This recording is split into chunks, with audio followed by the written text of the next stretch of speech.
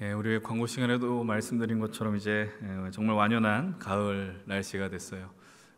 예전보다 점점 가을의 시간이 짧아지는 것 같은데요. 여러분들 이 시간들을 잘 건지실 수 있었으면 좋겠어요. 짧기 때문에 아쉽고 또 기다려지는 게 가을인 것 같습니다. 여러분들 그 하루하루 주어진 시간들을 소중히 여기시면서 함께 믿음의 길을 걸어가면 좋겠어요. 이제 우리가 오늘로써 우리가 지금까지 나누었던 생명의 온도로 말하다라는 말씀 시리즈는 이제 오늘 17번째 시간으로 마무리를 하려고 합니다. 여러분들 지난 한 달 반 정도의 시간 속에서 여러분들의 언어는, 말은 어떠한 변화들이 있었습니까? 아니면 말씀을 듣는 자리에서 삶의 자리에 이 말씀을 적용하는 것이 조금은 힘겹게 느껴지셨습니까? 제가 조금 후에도 말씀을 드리겠지만 결론은 이거인 것 같아요. 생명의 온도로 말한다는 것은 여전히 어려운 일이다, 쉬운 일이 아니다라는 거예요. 아직 어쩌면 우리의 인격과 마음의 그릇이 그런 말을 하는데 부족함이 있는지는 모르겠습니다. 그러나 그렇기 때문에 더 은혜를 구해야 할 것입니다. 우리가 지난 6주간의 시간을 잠깐 좀 돌아보려고 해요. 어떠한 말씀을 나누었는지 그 말씀을 정리하면서 좀 오늘 말씀을 더 집중하려고 하는데, 우리가 첫 번째 주일에는 이 설교 시리즈와 동명의 타이틀인 생명의 온도로 말하다라는 말씀의 제목으로 은혜를 나눴습니다. 하나님께서 세상을 창조하실 때 말씀으로 창조하셨다라는 이야기를 했었고요. 그래서 말에는 힘이 있다라고 말씀을 드렸어요. 그리고 인간은 하나님의 형상대로 지음을 받았기에 우리가 하는 말 역시도 힘이 있다라는 말씀을 전했었습니다. 그런데 우리가 해야 될 말은 무엇일까? 우리의 이 타이틀처럼 생명의 온도로 말을 해야 하는 것인데, 잠언 18장 21절의 말씀을 다시 한번 보면 좋겠어요. 함께 다시 읽겠습니다. 죽고 사는 것이 혀의 힘에 달렸나니 혀를 쓰기 좋아하는 자는 혀의 열매를 먹으리라. 결국 이 말을 어떻게 사용해야 할까? 말을 잘 다스리는 사람이 그래서 온전한 사람이다라는 것을 우리는 또 야고보서 사도를 통해서도 확인을 할 수 있었습니다. 두 번째 주일에는 이렇게 말씀을 전했죠. 위로의 언어가 생명을 살린다라는 것이었습니다. 이사야 40장 1절의 말씀을 보면 주님께서 당신의 백성을 향해 이렇게 이야기하십니다. 너희는 위로하라, 나의 백성을 위로하라라는 거예요. 그때 말씀드렸었던 것이, 위로라는 건 단순한 동정이 아니라 그냥 괜찮니? 라고 묻는 수준이 아니라 하나님을 힘있게 의지하게 하는 말이라고 정의를 내렸습니다. 그래서 깊은 고난 가운데 있었던 다윗에게 그 사랑하는 친구였던 요나단이 찾아가서 그 말을, 위로의 말을 건넸고 또 힘 있는 말을, 그래서 하나님을 힘있게 의지했던 역사를 우리의 말씀 속에서 확인했었습니다. 그 이후로 세 번째 주일 나눴었던 것은 우리가 아비의 마음으로 라는 말씀을 전했었어요. 그때 우리가 무조건 생명의 온도로 말을 한다는 것은 그저 따뜻한 말만 해당되는 건 아니다라고 이야기를 했어요. 이 말이 제일 어렵다라는 이야기도 했었던 것 같아요. 무조건적인 위로의 말이 아니라 때로는 좀 냉정하고 또는 차갑게 느껴지는, 제일 하기 어려운 말이지만 그러나 책망과 훈계의 언어도 생명을 살릴 수 있다라는 말씀을 나눴었습니다. 단순히 그저 그냥 정죄하는 말이 아니라 사랑의 마음이 담긴 말을 해야 한다라는 것이었어요. 그 다음 주에 나누었었던 말씀, 이 말씀 시리즈의 모토가 되었던 말씀이라고 전했죠. 말의 온도가 바뀌면 인생의 지도가 바뀐다라는 거예요. 우리가 민수기 23, 14장의 말씀, 12명의 그 정탐꾼의 언어를 통해서 10명의 그 부정적인 말이 이스라엘 백성들을 어떻게 망가뜨렸는가를 우리는 살펴보았습니다. 부정적인 언어가 우리의 생각과 마음을 덮쳐서는 안 되는데, 이스라엘 백성들이 가나안으로 갈 때 환경에 압도당했어요. 그래서 우리들은 그들에 비하면 메뚜기에 불과하다라는 이야기를 나누었습니다. 참 희한하죠. 긍정적인 말, 생명의 말, 위로의 말보다는 이런 부정적인 말들이 너무나도 더 힘이 있는 것 같습니다. 때로는 진실의 언어가 아니라 거짓의 언어, 그리고 누군가를 죽이는 그런 말들에 사람들은 많은 관심을 갖고 또 그 말을 많이 옮기기도 하더라라는 거예요. 그래서 우리의 말은 어디 위에 서 있는가, 하나님의 말씀, 약속 위에 있는지, 믿음 위에 서 있는지 늘 점검하자라고 은혜를 나누었습니다. 이제 우리는 명절 연휴 기간에 이 말씀을 전했었습니다. 가까워서 더 어려운 말, 그러나 필요한 말이라는 것이죠. 우리의 말이 사랑하는 가족들이나 친구들에게는 조금 더 나쁘게 나가는 경우들이 많이 있다, 이런 거 좀 나누었었어요. 그냥 우리가 사회생활할 때는 소위 말해서 참 나이스한 사람인데, 참 괜찮은 사람인데, 이상하게 가족들이나 또 가까운 사람들에게는 좀 함부로 하는 경우들이 있다라는 이야기를 했었어요.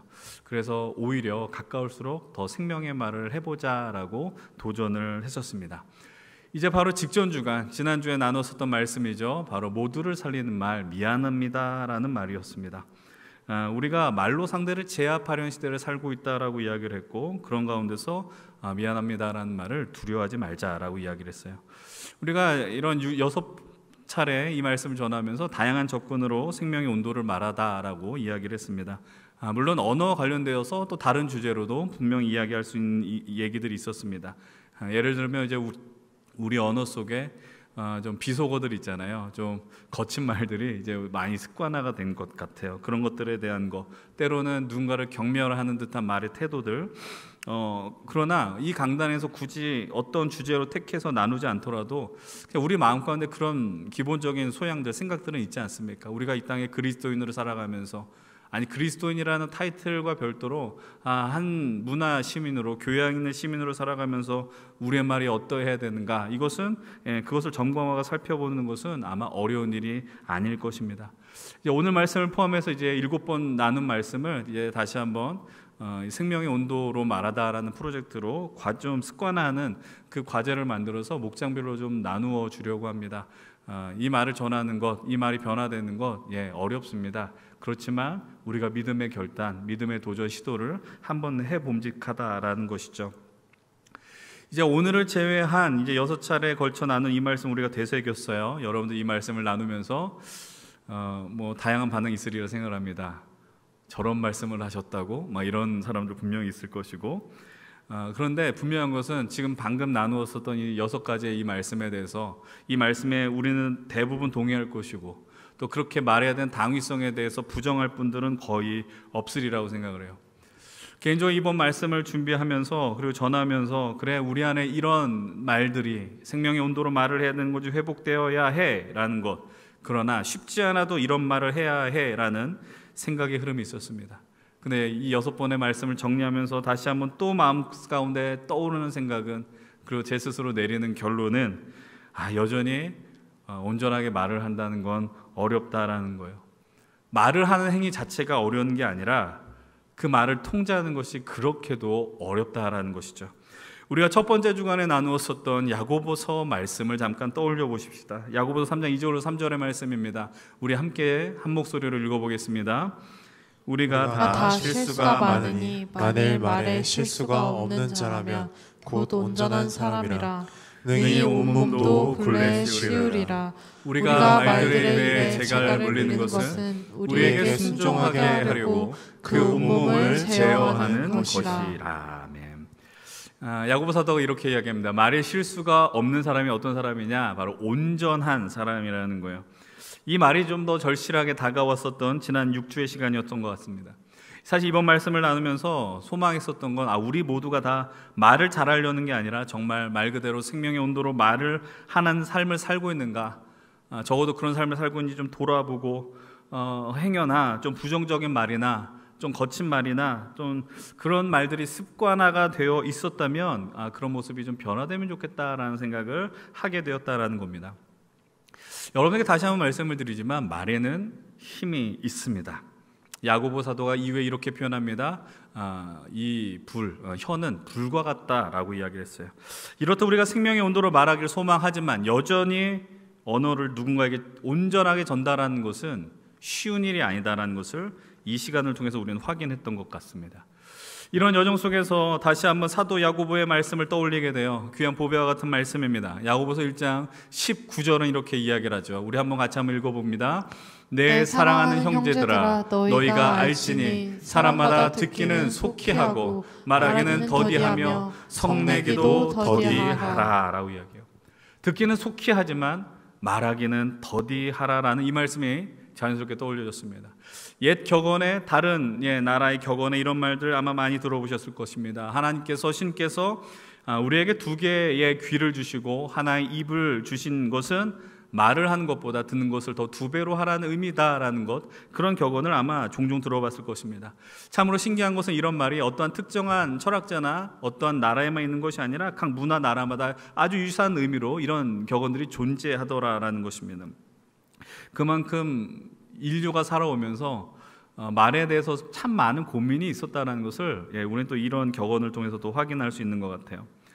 이 생명의 온도로 말하다라는 이 말씀의 여정 속에서 그래서 제 스스로 이렇게 마무리를 지어야겠다라고 생각을 내린 것이 있었습니다. 그것은 바로 잘 듣는 일이라는 겁니다. 우리가 경청한다라는 것이죠. 여러분, 하나님께서 광야 생활하셨던 이스라엘 향해서 많이 하셨던 말씀 중에 하나가 바로 이 말씀입니다. 신명기 6장 4절 말씀인데요, 이스라엘아 들으라라는 것입니다. 쉐마라는 거예요. 하나님의 말씀을 듣는 곳. 여러분, 광야라는 그 히브리어는 미드바르라는 곳입니다. 다바르라는 단어에서 나왔는데 말씀하신다라는 거예요. 광야는 하나님이 말씀하시는 곳. 그렇다면 광야는 다른 의미로 우리가 듣는 곳이라고 이야기할 수 있을 것입니다. 예레미야 7장 23절에서도 이렇게 이야기를 합니다. 오직 내가 이것을 그들에게 명령하여 이르기를 너희는 내 목소리를 들으라 라고 이야기해요. 난 너희의 하나님이 되겠고 너희는 내 백성이 될 것이다. 우리 이사야 55장 3절 말씀을 한번 같이 읽습니다. 함께 읽겠습니다. 너희는 귀를 기울이고 내게로 나와 들으라. 그리하면 너희의 영혼이 살리라. 하나님께서 당신의 백성을 향해서 말씀하십니다. 들으라는 것입니다. 하나님의 말씀을 들어라. 그러야지 너희들이 살 수 있다는 겁니다. 여러분, 우리가 예수 믿고 살아갑니다. 예수 믿고 산다고 하면서 하나님과 상관없이 살아가는 유일한 방법이 있습니다. 그것은 바로 하나님의 말씀을 듣지 않으면 됩니다. 하나님의 말씀과 거리를 두면 됩니다. 성경 기록된 말씀인 성경을 멀리하면 될 것이고, 우리가 예배의 자리에 나와서 우리의 귀를 닫으면 하나님과 멀어지는 것 아주 금방 일어날 수 있는 일이다라는 겁니다. 여러분, 믿음은 들으면서 난다라고 이야기합니다. 그런데 듣지 않으면 어떻게 믿음이 일어날 수 있겠습니까? 근데 이런 들음에 대한 이야기는 비단 하나님과의 관계에서만 이루어지지 않을 것이죠. 그것은 바로 또 이웃과의 관계에서도 들음은 중요하다라는 것입니다. 잠언 말씀을 보게 되면 이웃에 대한 이야기를 듣는 것에 대해 중요성을 이렇게 이야기합니다. 사연을 듣기 전에 대답하는 자는 미련하여 욕을 당할 것이다 라고 이야기를 합니다. 이 말씀은 우리가 방금 살펴봤던 야고보 사도의 듣기는 속히 하고 말하기는 더디야 하라는 말씀과 연결되는 상황이라고 이야기합니다. 사랑하는 여러분들, 다시 한번 말씀드리지만 우리의 감정과 이성이 온전하지 않을 때 말을 하게 되면 우리에게 남는 건 후회밖에 없다라는 거예요. 그런 일들이 다반사입니다. 그래서 우리가 야고보 사도의 말을 새겨 들을 필요가 있습니다. 듣기는 속히 하지만 말하기는 더디할 수 있는 인생이 되어야 한다는 것이죠. 근데 또 질문을 하겠습니다. 이것이 쉬운 일입니까? 어려운 일입니다. 쉽지 않습니다. 그래서 우리 말을 할 때마다 후회하는 일들이요, 여러분이 나이를 먹으면 먹을수록 그 페이지가 더 많아질 것입니다. 내가 지금까지 했었던 말 중에 담고 싶었던 말들, 조금 더 순화했으면 좋았을 말들, 그 말들이 하루하루 살아가면서 더 많아지더라라는 겁니다. 그래서 우리는 은혜를 구하게 됩니다. 그런 마음을 따라서 오늘 말씀을 찾아보다가 오늘 우리가 택한 마가복음 7장의 말씀을 발견하게 됩니다. 우리가 마가복음 7장 말씀 흔히 이 단어로 기억합니다. 에바다라는 거예요. 에바다, 열려라, 열리라는 뜻이죠. 오늘은 본문은 귀먹고 말더듬 사람을 고치신 예수님을 소개하고 있습니다. 이 말씀이 특별한 이유는 예수님께서 치유하는 방식이 좀 남달라 보였다라는 겁니다. 오늘 말씀에서 예수님은 단순히 말씀으로만 치유하지 않으셨습니다. 그를 따로 데리고 나가서 그 사람의 귀에 손가락을 그의 귀에 넣으시고 침을 발라 그의 혀를 만지시고 하늘을 바라보며 에바다라고 외칩니다. 에바다라는 말의 뜻은 열리라라는 뜻입니다. 그때 아무것도 듣지 못했던 그 사람의 귀가 열리게 되었다는 것이죠. 여러분, 다시 한번 말씀드립니다. 오늘 이 본문이 예수님께서 행하셨던 수많은 치유 사역의 장면과 구별되는 지점은 무엇이냐? 예수님이 병자의 몸에 직접 손을 대시면서, 물론 그러한 모습들이 있지만 더 적극적으로 손을 대시면서 치유했다는 것이 오늘 본문에 특이한 방점이 있다는 겁니다. 예수님이 너무나도 많은 동작을 취하셨어요. 전 예전에 어렸을 때 이 말씀을 보면서 많은 질문을 했습니다. 예전 다른 본문을 보면 말씀으로 치유하시던데, 큰 소리로 선포하시던데 왜 이 장면만큼은 용서하고 들어주십시오. 좀 읽다 보면 조금은 더럽다라는 생각이 드는 그런 모습들도 우리가 발견하게 되지 않습니까? 왜 이렇게 하면 병이 빨리 낫기 때문인가? 이렇게 특이한 동작을 하면 사람들이 봐서 예수님이 참 대단하구나 이런 평가를 내릴 것 같아서 이런 독특한 동작을 하셨을까? 질문했습니다. 근데 오늘 본문을 보니까 33절에 이렇게 이야기를 해요. 예수께서 그 사람을 따로 데리고 나갔대요. 그러니까 예수님이 치유하셨던 그 공간은 사람들이 많이 있었던 곳이 아니었어요. 예수님의 수많은 사람들이 따라다니는 사람들이 눈이 머물었던 곳이 아니라 그냥 은밀한 곳으로 가서 그를 고쳤다라고 이야기를 합니다. 그래서 오늘 우리가 나누는 말씀을 이렇게 연결해서 바라보니까 조금씩 실마리가 풀렸습니다. 그게 뭐냐? 예수님께서 이 사람이 너무나도 안타까운 거예요. 뭐가 안타깝냐? 듣지 못하는 거였어요. 듣지 못한 것으로 인하여 너무 안타까우셔서 이 사람이 듣지 못하니 더 과도하게 액션을 취한 겁니다. 말씀만으로는 온전한 회복이 일어날 수 없었어요. 물론 일어날 수 있었지만 예수님이 어떠한 이야기를 하는지 이 병자가 예수님의 모습을, 아니 말씀을 온전하게 들을 수 없었다라는 거예요. 그래서 조금 더 과한 행동을 하시면서 그에게 나아가십니다. 오늘 본문을 한번 보십시오. 34절을 보세요. 하늘을 우러러 탄식하며 그에게 이르시되 라고 이야기해요. 탄식하셨어요. 그 사람의 모습을 보면서 탄식하셨어요. 스테나조라는 단어를 쓰는데 탄식하고 신음하고 또 불평하고 원망하다라는 의미가 함께 담겨져 있습니다. 이 사람이 아픈 게 너무나도 속상했다라는 겁니다. 속상한 나머지 예수님께서 그 사람의 귀를 만지시면서 하나님 좀 이 사람 고쳐주십시오라고 탄식하신 것처럼 보였다라는 겁니다. 그리고 그 탄식으로 말미암아 이 사람의 귀를 붙들고 에바다라고 외치셨어요. 그 이후 어떤 역사가 벌어집니까? 35절의 말씀을 이렇게 이야기합니다. 함께 읽습니다. 그의 귀가 열리고 혀가 맺힌 것이 곧 풀려 말이 분명하여졌더라. 여러분, 이 순서가 너무나도 명확해요. 비밀이 풀리지 않습니까? 귀가 열리니까 말이 분명해졌습니다. 귀가 열려야지 말이 온전해지더라는 겁니다. 물론 이 말씀의 첫 번째 의미는 이 사람에게 존재했던 질병이 치유됐다라는 말씀이기도 하지만, 그러나 비단 그렇게만 이 말씀을 볼 수 있느냐? 그렇지 않다라는 거예요. 오늘 이 본문 속에 귀 먹고 말던 사람의 문제는 듣지 못했기 때문에 발생한 문제입니다.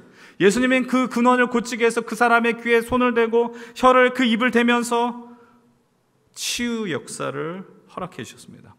즉 듣는 것이 말하는 것보다 먼저라는 것입니다. 이 장면은 오늘 이 시대를 살아가는 우리에게 큰 시사점을 보여주고 있습니다. 사랑하는 여러분들, 우리에겐 다 귀가 있습니다. 귀가 있지만 듣지 못하는 경우들이 있습니다.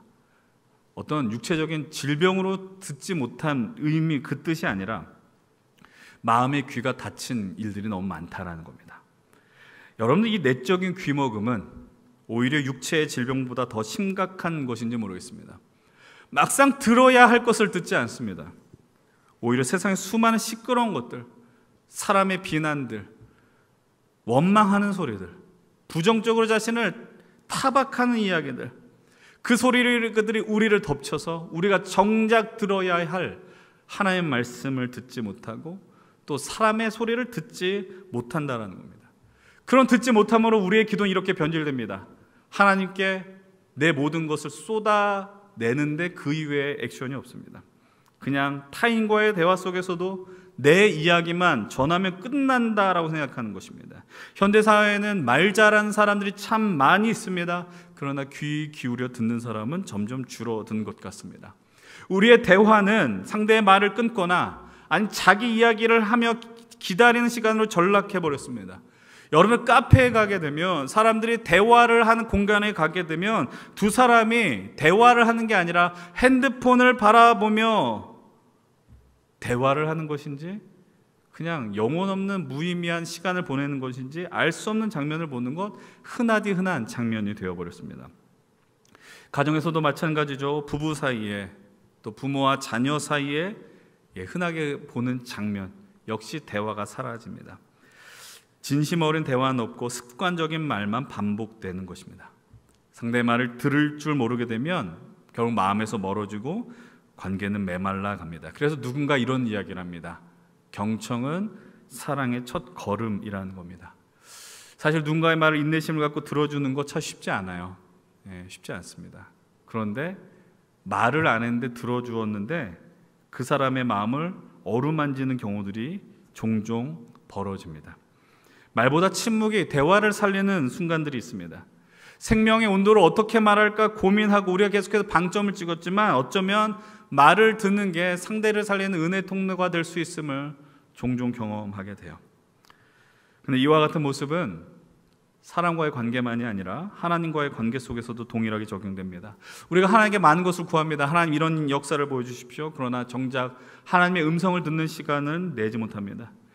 여러분, 예수님께서 제자들에게, 서기관에게 이렇게 질문합니다. 가장 큰 계명이 무엇이냐? 그때 예수님 이렇게 질문하시죠. 예수께서 대답하실 때 첫째는 이것이니 이스라엘아 들으라. 주리 곧 하나님은 유일한 주시라. 내 마음을 다하고 목숨을 다하고 뜻을 다하고 힘을 다하여 주 너의 하나님을 사랑하라. 예수님께서 하나님을 사랑하라라고 말씀하시기 전에 먼저 말씀하신 대화가, 그리고 요청, 명령은 바로 들으라는 것입니다. 사랑하는 여러분들, 하나님을 사랑하기 전에 우리가 먼저 행해야 되는 것은 그분의 말씀을 들어야 하는 것입니다. 근데 우리에게 들려오는 소리가 너무나도 많아요. 주의 말씀을 듣기에는 너무나도 수많은 소리들이 내 인생을 덮쳐요. 그래서 말씀 듣기가 어렵습니다. 로마서 10장 17절 말씀, 그래서 이 말씀을 전하고 있습니다. 믿음은 들음에서 나며 들음은 그리스도의 말씀으로 말미암았다. 우리는 매일 많은 수많은 세상의 소리 속에서 하나님의 말씀이 우리에게 들리는 시간을 내지 못할 때가 너무나도 많이 있습니다. 잠시 좀 머물러 있는 것, 아무와도 내가 대화하지 않는 그 순간, 요즘 많은 사람들이 침묵을 두려워합니다. 내가 공부할 때 소리가 들리지 않는 것이 불안해서 음악 소리가 들리는 카페를 찾고, 어떠한 초침 소리가 들리는, 아니면 사람들의 백색 소음이라고 하는 공간을 굳이 택하는 일들이 너무나도 많이 있습니다. 초대교회 교부였던 어거스틴이 이런 이야기를 합니다. 하나님께서 나를 스쳐 지나가실까 봐 두렵다라는 것입니다. 예, 두려운 말이에요. 하나님이 우리를 스쳐 지나가고 있는데, 스쳐 지나간다는 건 그냥 아무런 성의 없이 지나간다는 게 아니에요.